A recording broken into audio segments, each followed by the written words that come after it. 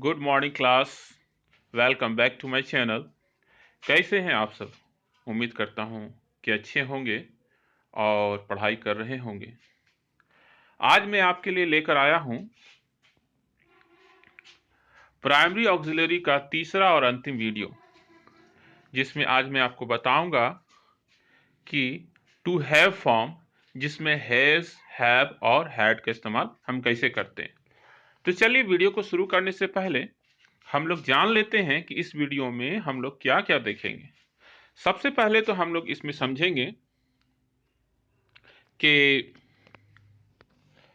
सबसे पहले तो हम लोग इस वीडियो में समझेंगे कि टू हैव फॉर्म क्या है, इसमें इसका मीनिंग क्या है, इसका प्रयोग कहाँ कहाँ होता है, और इसके अलावा हम लोग इसमें ढेर सारे एग्जाम्पल्स भी देखेंगे ताकि हमारा जो कॉन्सेप्ट है वो पूरी तरह से क्लियर हो जाए। चलिए हम लोग वीडियो में आगे बढ़ते हैं। देखिए, जो टू हैव फॉर्म है इसमें हेल्पिंग वर्ब हैज, हैव और हैड का इस्तेमाल किया जाता है। ये सभी ऑक्सिलरी वर्ब है, यानी कि हेल्पिंग वर्ब है। इसका अर्थ होता है, चाहे हैज हो, हैव हो और हैड हो, इसका अर्थ होता है रखना, पास में होना, खाना, पीना, दावत देना, अनुभव करना, कष्ट पाना तथा आनंद देना। इसके इतने सारे मीनिंग हैं हैज, हैव और हैड के। तो देखिए, पहला जो है हैज, हैव का प्रयोग हम लोग प्रेजेंट टेंस में करते हैं और हैड का प्रयोग हम लोग पास्ट टेंस में करते हैं। जहां पर भी प्रेजेंट टेंस हो हम लोग वहीं पर हैज और हैव का इस्तेमाल कर सकते हैं, वहां पर हम हैड का इस्तेमाल नहीं करेंगे। लेकिन अगर वहां पर पास्ट टेंस हो तो हमें हैड का इस्तेमाल करना है। दूसरी बात, हैज का प्रयोग थर्ड पर्सन सिंगुलर नंबर यानी कि ही, सी, इट और नेम के लिए किया जाता है, जबकि तीसरा नंबर में हैव का प्रयोग फर्स्ट पर्सन यानी कि आई और वी, सेकेंड पर्सन यू तथा थर्ड पर्सन यानी कि दे, थर्ड पर्सन प्लूरल नंबर यानी कि दे के लिए किया जाता है। ठीक है, थर्ड पर्सन सिंगुलर नंबर के लिए हैव का इस्तेमाल नहीं होता है। थर्ड पर्सन प्लूरल नंबर यानी कि दे के लिए भी हम हैव का इस्तेमाल करेंगे। क्लियर? आगे बढ़ते हैं। देखिए, इसका प्रयोग कहाँ किया जाता है ये जानना बहुत जरूरी है। जितने भी अफर्मेटिव सेंटेंस होते हैं, चाहे निगेटिव सेंटेंस होते हैं, चाहे इंट्रोगेटिव सेंटेंस होते हैं, सभी में हैज, हैव और हैड का इस्तेमाल किया जाता है।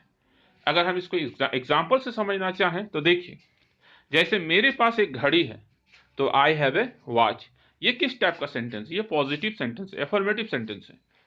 ठीक है, तो यहां पर देखिए हैव का इस्तेमाल किया गया, और हैव किसके अनुसार है? सब्जेक्ट के अनुसार है। सब्जेक्ट आई है यानी फर्स्ट पर्सन है, इसलिए हम यहां पर हैव का इस्तेमाल किए। इसका निगेटिव सेंटेंस देखिए, मेरे पास एक घड़ी नहीं है, यह निगेटिव सेंटेंस है।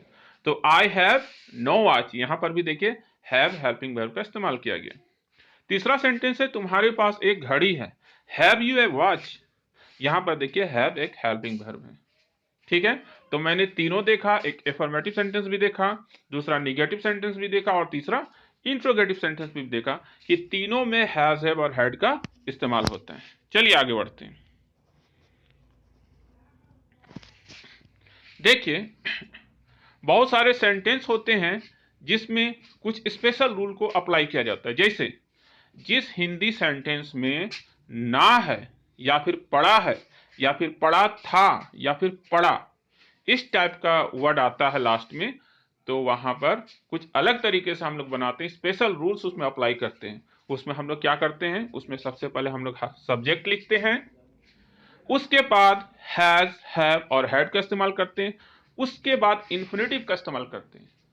अगर आप लोग इन्फिनेटिव के बारे में नहीं जान रहे हैं तो मेरा पिछला वीडियो जो था आप उसको देखिएगा, उसमें हमने इन्फिनेटिव के बारे में बताया है, जिसमें टू प्लस वर्ब वन का इस्तेमाल किया जाता है। ठीक है, जैसे मुझे पढ़ना है, आई हैव टू रीड, यहां पर देखिए ना है, अंत में ना है का इस्तेमाल हो रहा है, तो इसके लिए एक स्पेशल कंडीशन में इसका फॉर्मूला होता है, यानी कि सब्जेक्ट होता है, उसका हैज, हैव, हैड होता है, plus two plus verb one होता है। यहां पर है आई, उसका हैव, उसका टू प्लस रीड है, ठीक है। उसे जाना है, ही हैज टू गो। देखिए यहां पर अंत में क्या आ रहा है, ना है, इसलिए इसको बनाने का तरीका होगा subject plus has have had plus infinitive यानी to plus verb one, he has to गो।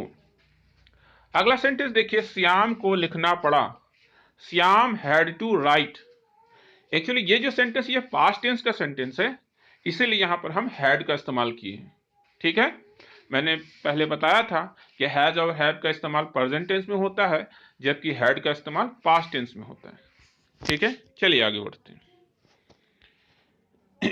बहुत सारे सेंटेंस हिंदी में ऐसे होते हैं जिसके अंत में ना पड़ेगा लगा रहता है, ठीक है।